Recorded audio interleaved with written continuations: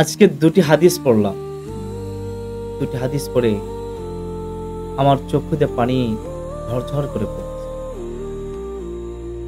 এই জন্য আমার চোখ দিয়ে পানি পড়তেছিল ঝরঝর করে, যে এই কাজগুলো আমরা প্রায় দিনই করে থাকি।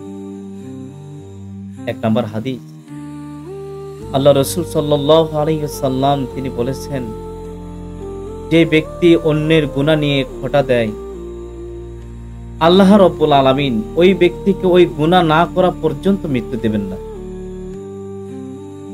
তিরমিজি শরীফের 2505 নম্বর হাদিস।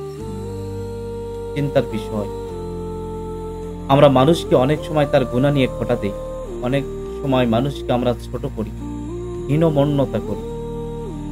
কিন্তু রাসূল সাল্লাল্লাহু আলাইহি সাল্লাম এই বিষয়ে বলছেন, যে ব্যক্তি অন্যের গুনাহ নিয়ে খোঁটা দেবে, আল্লাহ রাব্বুল আলামিন ওই ব্যক্তিকে ওই গুনাহ না করা পর্যন্ত মৃত্যু দেবেন না।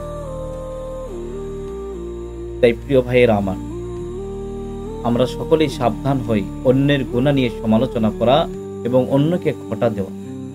আল্লাহ আমাদেরকে হেফাজত